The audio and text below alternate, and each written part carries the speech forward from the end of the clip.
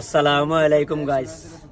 আজ দীর্ঘদিন কষ্ট করার পরে ফেসবুক পেজে আমি কন্টেন্ট মনিটেশন পেয়েছি। আমি আরো অনেক আগে পাইলাম না, আমি পাইছি না শুধু একমাত্র আমার ভুলের কারণে। এই ফেসবুক পেজে লাইটে আমার ভিডিও ছাড়ার কারণে, আপলোড দেওয়ার কারণে আমি কন্টেন্ট মনিটেশন পাই নাই। আর আরও একটা কথা হইল গিয়ে, আমি কোনো ধরনের টাইম মেনে চলতে পারি না, এর জন্য আমি দায়ী। তাই আজকে খুবই আনন্দ লাগে, আমার প্রাণপ্রিয় হৃদয়ের মানুষ যাকে উস্তাদ হিসাবে সকলে মানে জাহাঙ্গীর আলম ভাই, উনি আমার সমস্ত কিছু করে গিয়েছেন কাজ।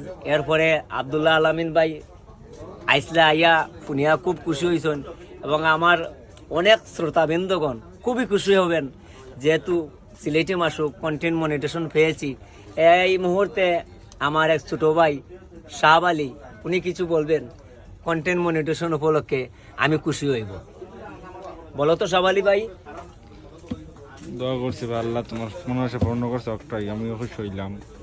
আপনার টান্নের লাগে সবাই দোয়া করবা একটাই। আলহামদুলিল্লাহ, আসলে আমার খুবই খুবই খুবই কষ্টের কথা, খুবই বেদনাদায়ক কথা।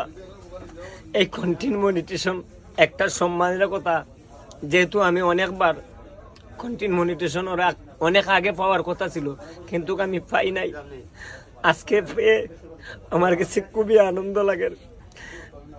আপনার কাছে একটি কথা বলবো, এই কন্টেন্ট মনিটেশন পেয়ে যেন আমি বাড়ি গাড়ি জমিদারি করব, সেটার প্রতি আমার কোনো লোভ লালসা নেই। কিন্তু আমি